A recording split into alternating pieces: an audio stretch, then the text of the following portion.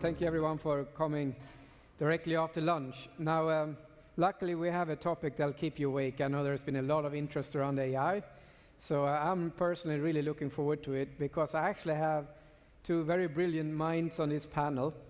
So that's what's going to make it really very easy that get this topic in and out. And the first person with me, of course, and I'm going to let them introduce yourself, but Renee Murphy, I guess many of you know, and if you don't know her, you should really know her because she knows the GRC space like few, if any. So I'd strongly recommend that you get to know her if you don't know her, and more about that in 1 second. And Jana Kadambi, you actually know him, even if you don't know that you know him, because you use his services every day. He is the person that makes sure that when you use your MasterCard, you stay safe in your transactions and that everything goes as planned. So, but I'll let Renee introduce herself and then over to Jana. So hi everyone, welcome back from lunch. My name is Renee Murphy. I'm a principal analyst. I know what it says there, but I'm going to take my title. I'm a principal analyst at Forrester Research. I cover governance, risk, and compliance. I've been there for about 5.5 years. Prior to joining Forrester, I was a network engineer, a VP of data center operations, and both an internal and external IT auditor. No, seriously, I am way more fun than that, just so you know. You are actually. I am. It sounds bad, but I am more fun than that. Thank you. Thank you so much. Jana. Yeah, hi. I'm Jana. I work with MasterCard now, but before MasterCard, I worked with Citibank for 25 years and with Standard Chartered Bank for 5. I worked in India, Philippines, London, Egypt, US, and Singapore. So traveled around. And at MasterCard, up until recently, I used to do franchise development, which was the team that was responsible for building and implementing all of MasterCard's product and customer constructs. And recently I took over a role which is transformation, risk, and operations. So I'm also trying to figure out what that means, but we'll see. Yeah, that's very fascinating. And having a discussion with Jana also stretches you enormously. The moment I think I figured out what we are talking about, he's already moved on to the next dimension of the subject. So I can't think of anyone better to have with me on the panel to talk about AI. I wanted to talk about AI, not in the context of the trendy subjects that we always hear about artificial intelligence, but bring it back, make it practical, look at what AI is being used for today and the applications that we see for AI today. I was working in an advisory firm and looking at rolling out AI and advanced analytics to all the advisors and partners and senior partners in the firm. And as I joined, everyone was searching for how they, with the AI experts, could get involved in inventing new use cases. Now, my approach was the opposite. I wanted to look at what are the most complex use cases, those use cases that we are unable to solve for today, or that takes an extraordinary amount of time and complexity to solve. And then I looked at, okay, how can technology such as AI help us with those use cases? And that became tremendously successful. So I wanted to start there. I wanted to look at what use cases do we see today where AI really applies. So let you start. I think audit is a good place to start with AI, right? I think we all have audit fatigue, right? The compliance part of GRC, we're all fed up with it. I mean, how many times do we have to show up as auditors at your desk and say, hi, I need the firewall logs for every firewall you have? I mean, how many times can we do that before you don't invite us to lunch and you say bad things about us in the bathroom? And seriously, that's what that job is like.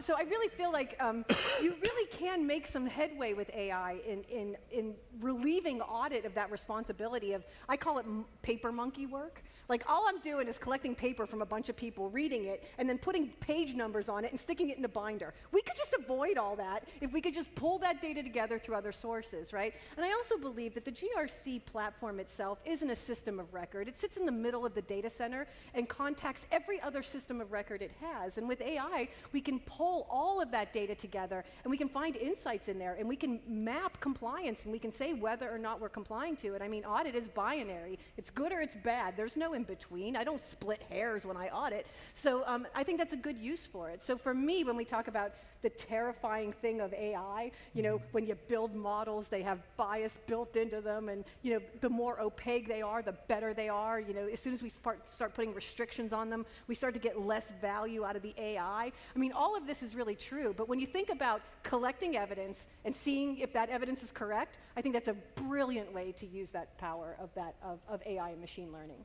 Awesome. And who do you see driving that initiative? Is it the auditors that auditors. says, I want to stop being an auditor? I think everybody who's subject to audit wants that to stop. I Okay. think auditors would tell you that what I'm really asking is that I put them out of a job. And as a former auditor, I would like to say, no, I don't want any of you to be unemployed. I would like you auditors to be seen for what you are, and that's the people in the organization who know the most about the company. You want to know most about your organization? Ask the auditors. They know everything. They know everything. And they really can be lending themselves to strategic conversations rather than constantly collecting evidence and then saying whether it's right or wrong, right? And the other thing I often say is, you know, risk managers, put us in a Ferrari, right? And you say, go as fast as you can without wrecking this thing. Well, we're sitting in the driver's seat. We can go pretty fast, right? Maybe like 115, 120 before I'd be in danger of wrecking it. But if you're an auditor, what you're doing is you're sitting in that exact same Ferrari, and they're telling you, you know, go as fast as you can without wrecking it, and you're looking in the rearview mirror.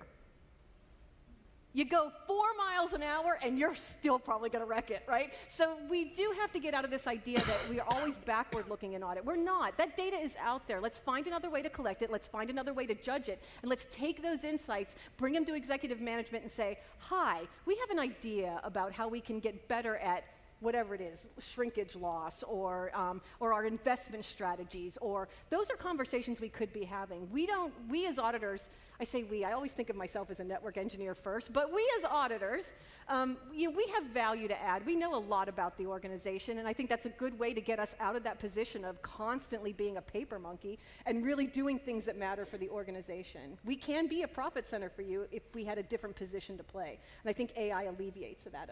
So I don't think auditors are out there wanting to do that, but I'm here to tell you AI is your friend.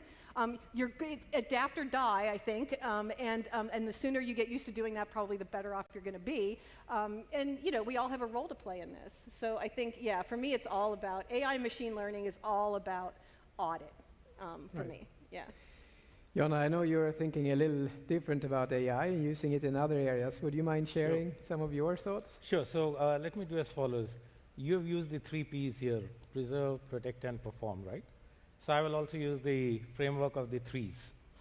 So my understanding, and I think simplistically, my understanding is that to get to the 3 Ps, we need to understand what AI is, right? And it will demonstrate the use cases. So quite simplistically, I think of AI as the 3 Ds. And what are the 3 Ds? That is the ability, apologies, I'm nursing a virus, so I'm fighting that.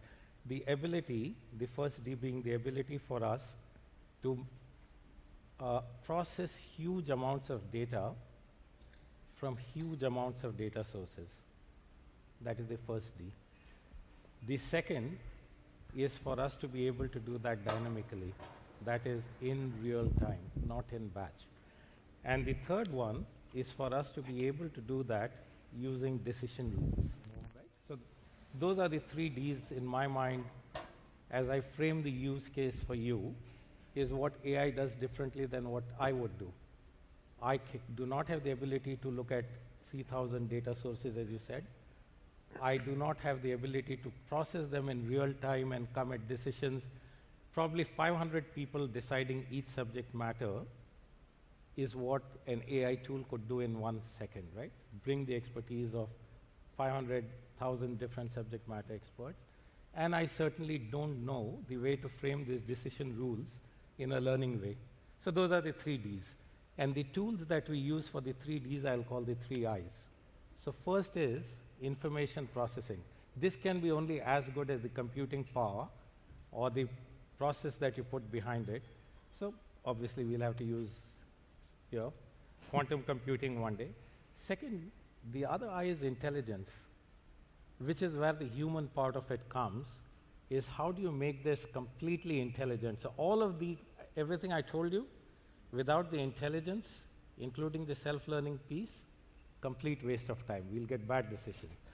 And then the third is the insights. And the insights is the ability to pull data from external sources, what people call big data, and combine it with the micro, right? So the 3 I's and the 3 D's lead to the 3 P's. So the way I interpreted the 3 P's was, the first one is preserve. Every company, including mine, wants to preserve our operating model. Protect. Every company, including mine, wants to protect our assets. And I'll tell you what they are in a minute. And third, every company, including mine, wants to perform in a competitively differentiated manner. So in the preserve space, our network is all about processing billions of transactions per second. So preserving the integrity of transactions and making sure that, and the transaction goes through, believe it or not, we call it a 4-party model. There are hundreds of parties who touch different parts of the data of transaction. Preserving the data integrity in the real time that it takes from the time you swipe your card till the goods are delivered is something that AI can help. We struggle with complete data. We struggle with accurate data. We struggle with making sure that the data we got is the right data, right? So that's first where AI can help. Protect, and I believe this will be the first use case for AI, is the network itself.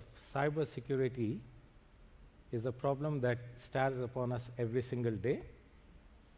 We use some, we believe, early AI tools. Our network is attacked more than you would ever believe. Every second there's somebody trying to hack into a MasterCard network. Like every other big network, any payment network gets hacked. And we can do all we can, build firewalls. The problem with firewalls is you turn away the good actors too, sometimes. So AI is a very valuable tool, and I believe in cybersecurity we'll see a big piece of that. And then the third is in performance. So think of this, you know, Michael said this. How many times, and I'm not going to do a show of hands because it'll embarrass me, I hope you all use MasterCard, but when you use MasterCards, how many of you have had a decline experience, right? Terrible on us. And we can say anything that, you know, the network was down, something happened, the data didn't pass through, that terminal had a problem. The reality is AI can help for us to build tools. We call it stand-in processing. So for any reason when there is a decline, we as a company are willing to say, we are willing to stand behind and underwrite that transaction because our tools tell us differently than what the bank's tools are to say this is a good transaction. So think of that, the value that we could derive collectively as an industry of approving transactions. Approval rates in the industry run at 60, 65. Think of what 20% more approval rates would do to delight customers, to the business and the growth of business, and to our revenues and the bank's revenues. So those, I believe, are the use cases that we'll see first. Fantastic. Actually, I've heard that echoed from a number of you in this conference, that you started to look at cyber as one of the areas for continuous audits. And AI obviously has been used in cyber for a while, but the concept of a continuous auditing of the system is something that I picked up the first time here in the conference, to actually use AI for the auditing to make it continuous. And given that that works in cyber, I would just kind of curious to build on that idea a little bit and see, Renee, if you can think of other areas where continuous auditing might play a role. I would think any financial regulation would lend itself to that, right? So Foreign Corrupt Practices Act, that's something that you could continually monitor, right? I think anything in the financial services industry would lend itself to that kind of continual monitoring. And I think they try to do it now. I don't think they're doing it with AI as much as they're doing it with just letting exceptions pop up and like dealing with those exceptions as incidences.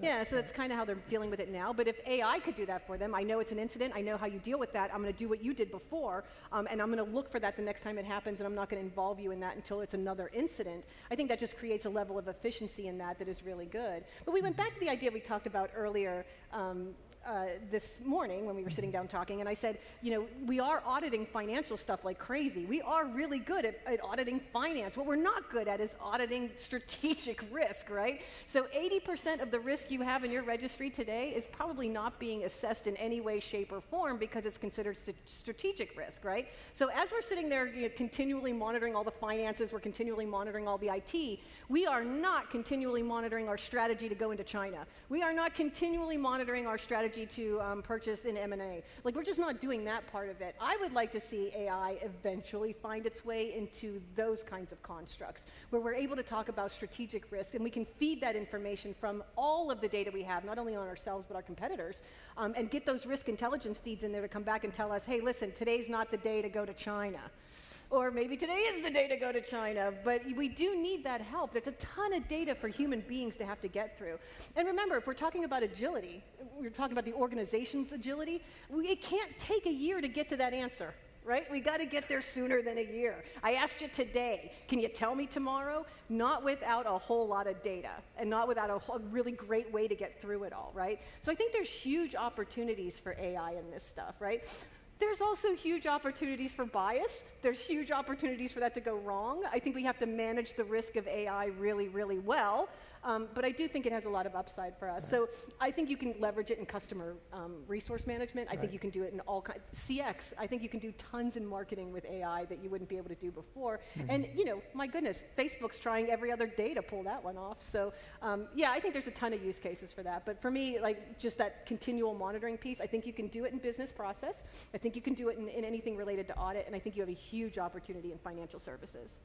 Yeah, I think that was a real eye-opener for me, because if today we audit financial risks and other non-strategic risks, and they are controlled, and where we find exposure, maybe someone talked of as much as 80% of the exposures are an area where we don't do it anything as tightly or at all. Yeah. Moving the auditors into the boardroom might be a great idea to deal with strategic risks. Yes, yeah, because they're the ones making those decisions, right? I think the board needs to know things in a reasonable amount of time in order to make good decisions. And I think, collecting that data, being that the GRC tool being the system of record in the middle, being almost at real time in what it can tell you, that's a huge benefit to anybody who would want to go that route. Right. It's a lot of work, but it's also a huge benefit to anybody who would want to go that route. That would give you a competitive advantage. Very helpful. So Jana, I'm going to come back to you on the topic of more complex use cases where you think technology like this can help, like AI, and you've already expanded the scope. You talked about how AI can be leveraged together with big data, how it can be leveraged together with other emerging technologies as well. But what would be some of those use cases that are too complex to solve today where you do think AI would be helpful? Yeah, so there are multiple ones, and I just want to reinforce what Renee just said. So actually, I think most of us don't realize one part of so think about expense processing, right? Today, expense processing is people fill in an expense report that goes to somebody who reviews it based on a certain set of things, and then exceptions get flagged, they get resolved. It's a whole process. So I'll come back to the complex one, but let's start with the mundane. But think of this, the moment you put an expense report, a charge on your corporate card, it should get processed, or you should get an alert instantly on your mobile saying, hey, this is either over the limit or something happened to this, and there should be nothing else. The bots can take over all of expense processing and do it transaction by transaction as to report by report. But coming back to the complex use cases, so we think that there is a fascinating intersection of AI being able to help with some enormous problems the world can deal with. So I'll take a small example of a pilot that we're doing with a very well-known, established organization. So the problem of getting food and medicines into remote villages in Africa is a real one, right? And you can build any models which are static based on past to say, we know that, each month so much amount of rice and kerosene and sugar needs to go to each village. The reality is there is enormous leakage for good reason or bad reason. When you do that to medicines, there is either chronic short supply or oversupply of medicines that get out of use. Now, using some rudimentary AI, so think of the real complex problems of the world, some rudimentary AI to say that based on patterns of weather forecasts that we see, based on patterns of basic illnesses that we see, based on patterns of childbirth and aging that we see, what is it that 2 years from now should be the logistics supply chain into each of these remote villages, right? Where is water more valuable than kerosene? Where is a flu vaccine more valuable than some other vaccine? And at what time should it go so that all vaccines need to go refrigerated? That technology will also change one day. But, so when is it the right time to ship this so that the epidemic doesn't happen and then things go, but you get ahead of that curve? So that is some of the uses of AI. And frankly, it is happening in front of our eyes. As I said, this might sound grandiose, and I want to be completely honest. These are still pilots, but these are pilots that are happening today. Right. Awesome. Well, that's a new direction with embedded controls into the payment system itself, almost in a way, for expenses too. Now, I just want to take one step back and talk a little bit about AI for 1 second, because in the one-on-ones conversations I've had, I've been fortunate to have with many of you, AI has been referred to in a different context. The combination of big data and AI typically comes up when we talk about supervised networks. These are the networks that we use a lot of data to train. So we need to do a big investment that's expensive in getting clean, precise data to actually train the AI. And that is commonly used in medical context, for example, to do diagnosis. We don't want to misdiagnose people wrongly. But some of the use cases that I hear more about here are actually unsupervised. These are like scenarios. So you think of what if and scenario planning. And that leads you very closely to the third kind, which is the gaming type, where you try and error very, very fast. Try, error, try, error, try, error. And those combined can be very powerful, even if we don't have the data. And I'll take a simple example of that unsupervised network. When most banks that I speak to do value at risk calculations, they use something very basic, like a Monte Carlo simulation. And then they just feed in some assumptions. We think the oil price will be in this interval. It could never go below 50, so we didn't need to worry about that. The interest rate will be around these boundaries. It could never go below 0, so they didn't worry about that, etc. And then they run the whole value at risk, and they did it with several thousand market states, and they got this value at risk calculation. Now, what if the oil price changed? What if some of those strategic risks changes? It changes the whole VAR calculation. And what then banks wanted to do, well, instead of spending 3 days of doing it, they wanted to do it in a minute so that they could run many different scenarios. And I think that's what we start to see a little bit in some of the use cases that you have told me about. And then we have the fourth category when we stagger those AI methods on top of each other. We call it deep learning. And they are typically used when we want to do text or images, and also see that applied already when we use unstructured data such as text and analyze it to find words or patterns or things that we want to look for. For example, harassment, when that is a topic, or other type of culture-related risks in a company, then they frequently get involved. So taking a little bit of a step back and looking at now the art of the possible, and having the insights that you have, René, about the audit side of the house, how do you envision the future of audit? in that context? Oh, yeah, I told this to the Big Four once, and they told me I was mad with power. So I actually want to see risk run like a network operations center, if I could, right? Where everybody is doing whatever they do all day long.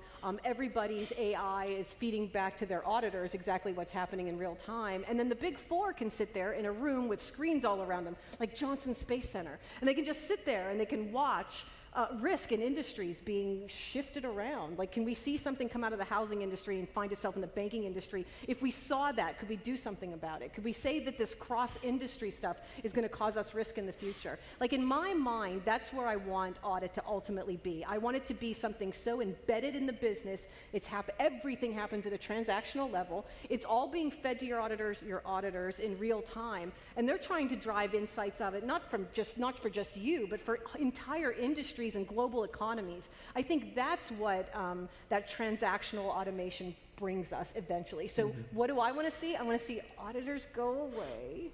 It's not because I don't like them. Honestly, some of my favorite people are auditors, but there's better ways to spend your time. And I think once we get to that point where you can just watch it on a screen and say, my goodness, the automotive industry is in some deep whatever, we got to help them out. And I bet it's because of Takata and those airbags, right? I mean, if we can actually see that all happening, we can get ahead of that. We can, shift things around. We can talk about that from a global supply chain perspective. I mean, all of that stuff is really valuable. So for me, I don't know what company, though, would agree to that level of transparency ever, not only with their auditors, but with their competitors. So I think there's a lot to get over there. I think a lot of people think that their secret sauce is what makes them competitive. I actually think it's how well you run the ship that makes you competitive, not exactly what you're hiding from everybody else. So that's what I would like to see. I would like to see extreme transparency and a crazy amount of the Big Four just looking at global risk. Quit looking at individual risk, because let's face it, when shown individual risk, they haven't been all that great at figuring it out, right? Enron still happened, right? Lehman still happened. Like, all that stuff still happened. Maybe if we saw it in a larger picture and we could look at it globally, we could have better outcomes there. Yeah, that's the future of audit for me. Entirely transaction-based and on a big screen right in front of me, and I can watch it all in real time. So the future of audit, no auditors? No auditors. Oh, that's yeah. Just like the future of cars or no drivers. Like, it's going to happen. I think, though, that there is an awesome opportunity for us to help proactivity, because if we can enable people to self-govern, like in your example with the expense claim, that's a wonderful new position for auditors to be, to enable people to self-audit or self-govern. And look at how can we take on the risks that are currently not audited, that you talked about, the strategic risks. How do you see this? Yeah, so I'm going to, again, we didn't rehearse this, right? So we absolutely didn't rehearse this. No, we're off the questions now. We got excited. Yeah. I can go back to the questions. No, but I had a similar example, right? So in my view, what AI should be able to do, and I'll use, again, a bad example and a trite example, but think of an airplane. There's a pilot sitting in the cockpit who worries about you and whose mission is to get you from point A to point B safely with the least turbulence, right? That's the pilot's mission. It is a for-profit enterprise. The airline flies for profit. They know that they rely on their customers. If you go into the cockpit of one of these advanced planes, and these days they don't allow you to go in, but if you go into the cockpit of one of these advanced planes, there are about 300 to 400 lights on that panel, right? And they're both performance, which is reward, and they're dangers, which is risk, right? So to piggyback on René's example, and all the pilot does is, during the flight, those panels keep changing. Some become red, some become green, some become amber. 90% of the time, the onboard computers resolve those issues themselves. The pilot rarely intervenes. But he has a line of sight into all the performance, how efficiently is the engine going, what's happening to the weather ahead, what's the brake fluid level, what's the level of, I don't even know what all of them are. But they don't manage to each individual signal that they get, to your point. They manage to a dashboard. That dashboard is run by a computer. Most issues are self-resolved in that, and only when there is an issue that persists, they intervene themselves. That is my view of an enterprise. To your point, we think of reward and risk as two discrete aspects. People who are in business and sales with full recognition of the value they bring only think of revenues. People who are on the functions of risk and finance think more of the risk. So AI affords us a fantastic opportunity to merge risk and rewards and to take it down so that risk and reward is not a constant debate of opinions. Like the computer self-resolves most issues that blink and show up and go away, and very big decisions are the ones that we get involved in. Awesome, fantastic. Yeah, so my goal with this panel was really to demystify AI, bring it practically into our use cases, and make us feel how we could use AI for good and take control of AI. And so far we've been able to get rid of ourselves and moved ourselves into the cockpit, so we're making great progress. I wanted to bring us to the next step though, because we've been talking about AI for GRC. And the world that you both are touching on now is kind of the world where, the scary world, where a machine makes decisions, maybe even decisions that would impact the life of a person. We have some of those discussions going on at the autonomous vehicle. Now, if we look at the autonomous enterprise, we suddenly have a AI bot at the board or at in the C-suite. How do we see the role of GRC in governing AI?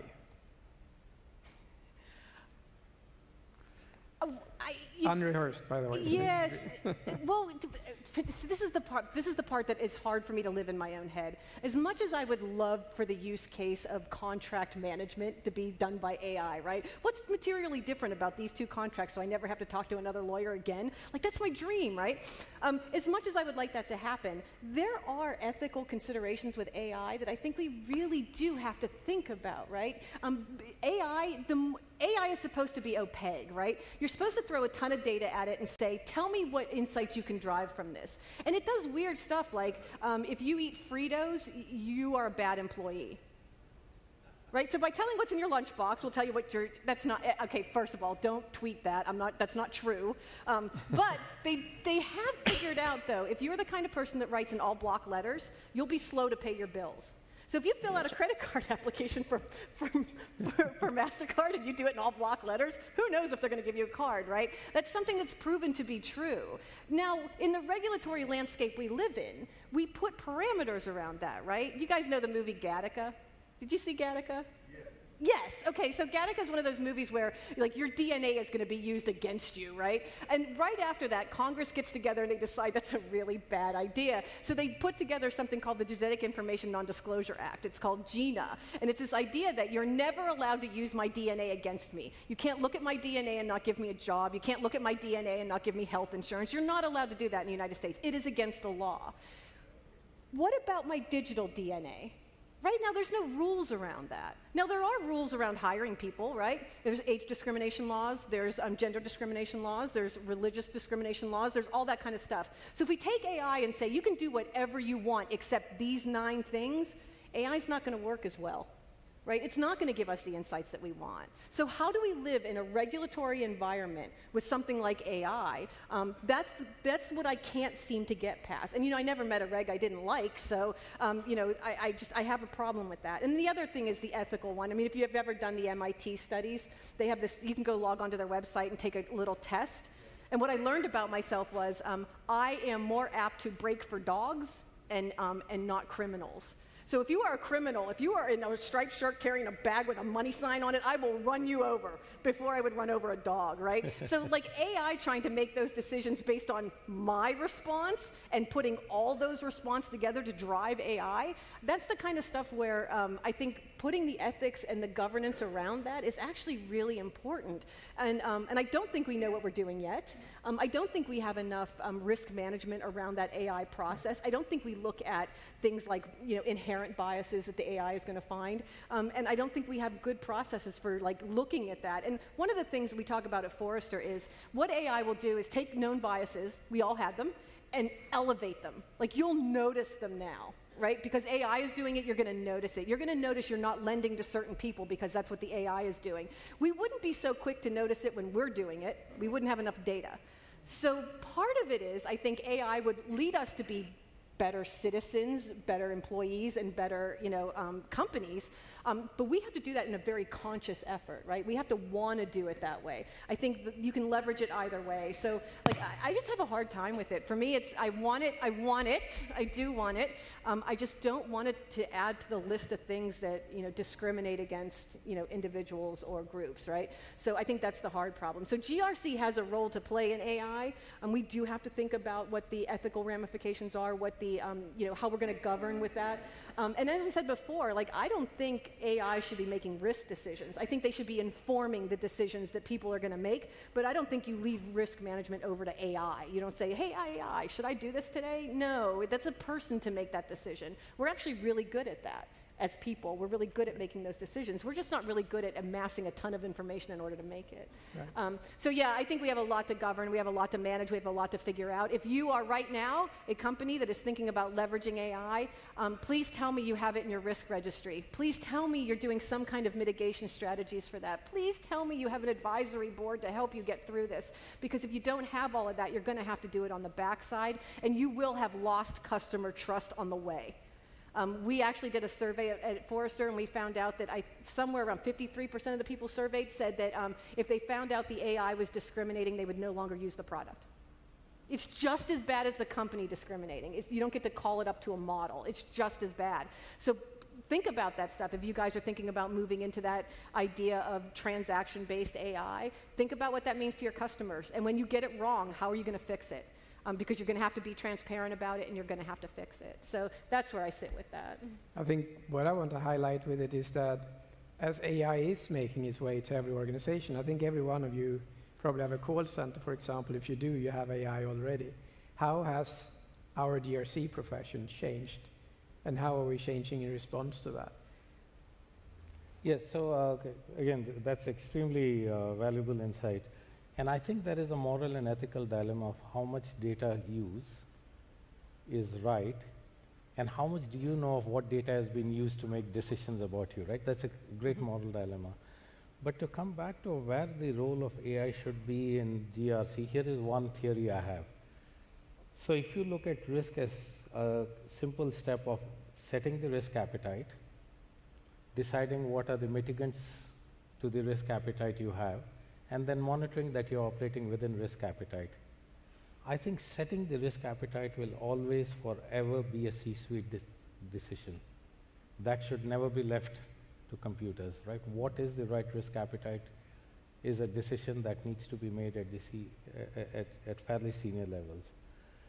Risk mitigation strategies is where the ethical part comes in. We all have a moral responsibility to say the tools of mitigation that we put in to manage risks are ethical, are in compliance with laws, and they should always be run by people and practitioners. Risk mitigation is as much an art as in science. And the art part, that's the only hope we have to say that we stay within ethical boundaries, right?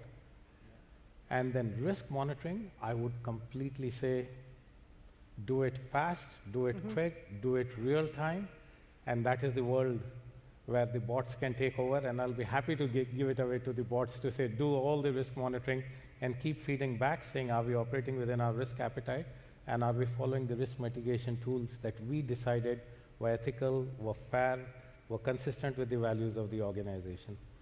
Awesome. So I'm going to let you in now and see if we get some microphones for the audience for questions. Because this is really a topic where we are co-authoring the future together.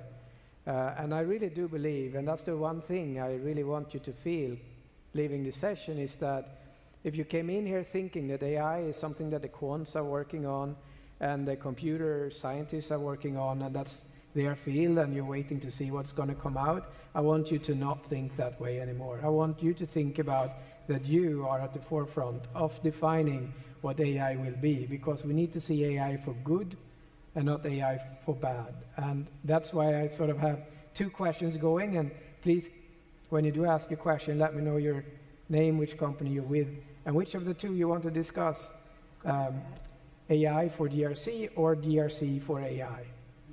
Any questions?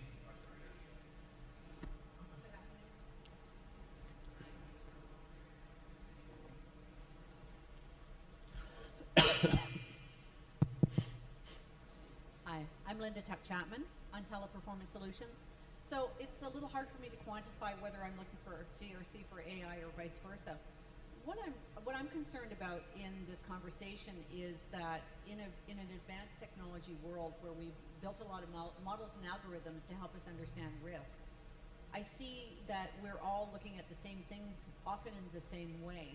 So how are we going to actually understand the changing risks when we run the risks of being influenced by groupthink? We run the risk of, so we didn't get the end there, I think. Sorry. We run the risk of being so influenced by groupthink around this that it may be difficult for us to actually keep our minds open and be curious about the possibilities so we can respond. Right. Because I look at what we're all doing, and we all do things quite similarly. And if we introduce AI and models and algorithms, those models and algorithms are built by people. Right. And so as we start to pursue risks in the same way, I wonder what your thoughts are about us also becoming the victims of groupthink and not really understanding what's actually going on. Right. I just did an exercise with a bunch of chief information security officers from companies around the US, and they sat around, and I was the CEO. You're supposed to convince me to mitigate a risk. And what I found out was when they were left to their own, talk about groupthink, when they're left to their own to think about a risk, what they were doing was, it was like water. They would find the path of least resistance. So if I threw up a wall, they would water down the risk. Not find a different mitigation strategy, just water down the risk until I accept it as something I'll either accept or not, right? So this idea that groupthink happens, you're right. I think AI has an opportunity to present me with something that, as long as we're keeping track of how biased we're writing this stuff and we're thinking about that strongly, can give me a menu to pick from, and it's not going to waver under my questioning, right? AI isn't going to buckle and change its mind because it's worried about a bonus or a raise, right? It's going to do what it needs to do to convince me that whatever it needs to convince me of, and I'm going to do whatever I need to do. People are much different than that, so I feel like that's one way AI can kind of help the risk management process. Give me the menu to pick from, and don't deviate from that, because what I found was if I questioned you long enough, well, what about that? Are we any good at it? What did the auditor say last time? What's external auditors say about this? Did anybody else ever try this before? The more questions I would ask as the CEO, the less commitment I got from my team. Like the more they tried to just appease me and not continue to talk about the risk. I think that's where AI and machine learning can actually lend us. Now, I also believe that we can't make that decision in a machine. The machine's job is not to tell me what to do. The machine's job is to give me enough information to make a good decision about what to do, based on historical data and future-looking data, right? I think that's the job, but I like the idea of AI being not the path of least resistance. Make AI be the wall of resistance that I have to get past with remediation requirements, not, don't give me a doorway to walk through. I find that people do that a lot. So I would like to see AI take that stand in that conversation. Because you're right, groupthink is a thing. And once the machine told you to think it, now you have quantitative data to point back to say your thinking is right. Right? So you really can't give it up to the machine. If you have I'm going to plug myself for 2 seconds. I have a blog out there at Forrester. It's the one thing Forrester will not charge you for. There's a thing out there called Hurricane Pam, and I talk about Hurricane Pam. It was something that FEMA did right before Hurricane Katrina. They stuck a bunch of first responders in a hotel. They had them all in different conference rooms. You will be shocked when you see how good they were at predicting what Katrina was ultimately going to do to them. They had it almost down to the person. They had displaced people right, they had dead people right, they had destruction correct, they had everything underwater. They had it all right. Now, no one did anything to mitigate that risk. No one spent any money, no one lifted anything off the ground. They ignored it all. But at the end of the day, those people in that room got it right. So we do get it right. I would like AI to give me the information to get it right, because the people around me do end up in groupthink, and they'll do anything to make me happy, which was terrifying. It's terrifying. Don't let them do that to you. No. I know the master of breaking people out of groupthink. Yeah. How do you do it? Oh, so it's actually a really good question. And my view is, I don't know if Rene was alluding to that, I think there's more groupthink in the world today where we rely on expertise of somebody and opinions of others than where objective data is thrown at us in face.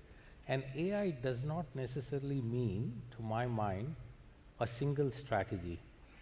You can actually, so think of robo trading today, right?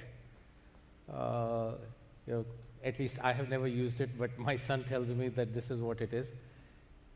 There are different models of robo traders who follow different strategies for the same outcome that you desire.